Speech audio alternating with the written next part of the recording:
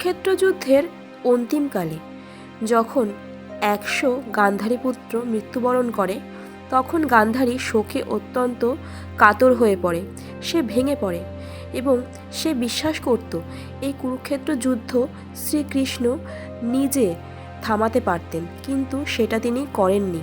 সেই জন্য তিনি অত্যন্ত দুঃখে আপ্লুত হয়ে তিনি শ্রী মাধবকে অর্থাৎ শ্রীকৃষ্ণকে অভিশাপ দেন যে এই তোমার যদুবংশ আজ থেকে 36 বছর পর ধ্বংস হয়ে যাবে, একে অপরে মারামারি করে শেষ হয়ে যাবে এবং সেটা সমুদ্রের তলে চলে যাবে।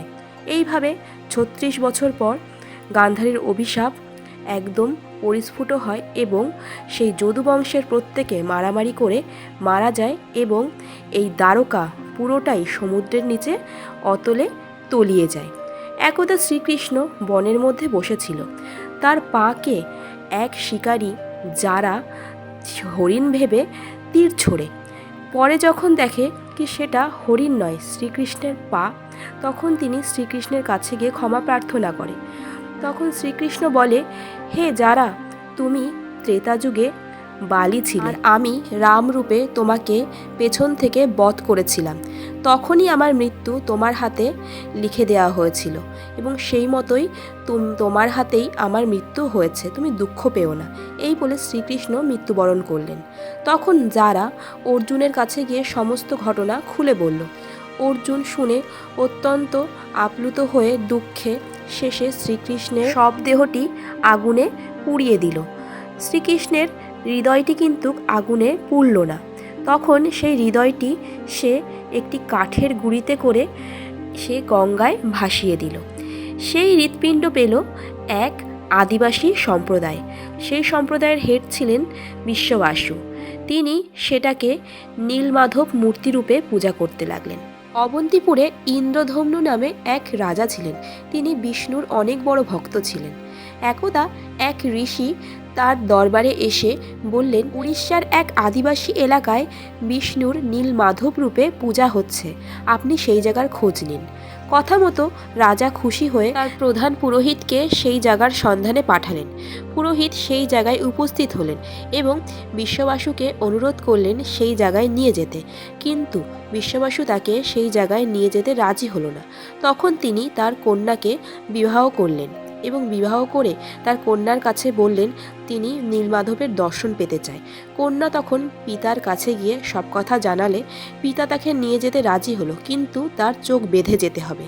সেই মতো তাকে চোখ বেঁধে সেখানে নিয়ে যাওয়া হয়, কিন্তু তিনি কিছু শস্যের দানা রাস্তায় ছাড়িয়ে যায় এবং শেষে নীলমাধবের দর্শনও পান।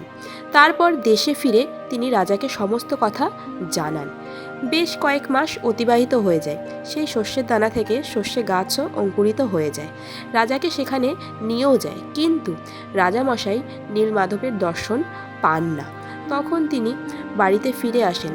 রাত্রে ঘুমানো অবস্থায় স্বয়ং বিষ্ণু তার ঘুমে তাকে দর্শন দেয় এবং বলে, আমি তোমাকে নীলমাধব রূপে দর্শন দিতে পারবো না। তুমি পুরীর সমুদ্র সৈকতে গিয়ে সেখানে একটি কাঠের গুঁড়ি ভেসে আসতে দেখবে এবং সেটাকে এনে তুমি মূর্তি বানিয়ে পুজো করবে। সেই মতো রাজা সেখানে যায় এবং কাঠের গুঁড়ি পায় এবং বিশ্ববাসু এবং তার আদিবাসীদের সাহায্যে সেই কাঠের গুঁড়িকে তিনি শেষমেশ তার রাজপ্রাসাদে নিয়ে আসে। কিন্তু রাজপ্রাসাদে নিয়ে আসলেও সেই গুঁড়ি কেটে কোনো শিল্পী কোনো মূর্তি তৈরি করতে পারছিল না। সবাই বলে গুঁড়িটি অত্যন্ত শক্ত। তখন রাত্রেবেলা রাজাকে আবারও শ্রী বিষ্ণু দর্শন দেন এবং বলেন, তুমি স্বয়ং বিশ্বকর্মার আশ্রয়পন্ন হও। তখন সেই মতো বিশ্বকর্মার পূজা অর্চনা করা হয়। বিশ্বকর্মা এক বৃদ্ধা ঋষির বেশে এসে তাকে বলেন, আমি এই কাঠের গুঁড়ি দিয়ে আপনাকে মূর্তি বানিয়ে দেব, কিন্তু আমার একটা শর্ত আছে। 21 দিন পর্যন্ত কেউ দরজা খুলতে পারবেন না। বদ্ধ ঘরে আমি কাজ সম্পন্ন করব, তারপরে আপনি দরজা খুলে সেই মতো দেখবেন। রাজা তাতে অনুমতি দেন এবং সেই মতো 21 দিন ধরে দরজা বন্ধ থাকার কথা ছিল, কিন্তু 15 দিন পর্যন্ত দরজা দিয়ে আওয়াজ, বিভিন্ন ধরনের কাঠ পেটানো, লোহা পেটানোর আওয়াজ শোনা যায়, কিন্তু 16 দিন থেকে কোনো আওয়াজ পাওয়া যায় না। তখন রানী ভাবেন হয়তো বৃদ্ধ মানুষটি কিছু না খেতে পেয়ে ভেতরে মারা গিয়েছেন। এই ভেবে রাজামশাই এবং রানীর দুশ্চিন্তা হয়। তখন তারা সেই দরজা ভেঙে ফেলার সাথে সাথেই দেখেন যে স্বয়ং বিশ্বকর্মা, যিনি মূর্তি বানাচ্ছিলেন, তিনি উধাও হয়ে গেছেন এবং মূর্তি পুরো সম্পন্নও হয়নি। রাজামশাই তখন সেই মূর্তির কাছে যখনই যায়, তখনই তার হৃদয়ের স্পন্দন যেন তিনি শুনতে পান। তিনি অনুভব করেন শ্রী বিষ্ণুর হৃদয় যেন এই মূর্তির মধ্যে স্পন্দিত হচ্ছে, এবং তারপর থেকেই এই যে পুরো সম্পন্ন না হওয়া মূর্তি, জগন্নাথ, বলরাম আর সুভদ্রা, এই মূর্তি এভাবেই পূজিত হয়। আর বলা হয় কি, সবথেকে জাগ্রত ঠাকুর যদি কেউ হয়, সেই জগন্নাথ ঠাকুরই নাকি জাগ্রত ঠাকুর। সেই থেকে আজও পর্যন্ত উড়িষ্যার পুরী ধামে শ্রী শ্রী জগন্নাথ, বলরাম এবং সুভদ্রার পুজো হয়ে থাকে এবং আমরা সেখানে যাই।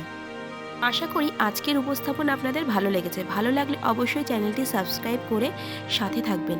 এই ধরনের আধ্যাত্মিক ভিডিও পেতে চ্যানেলটিকে সাবস্ক্রাইব করে রাখুন।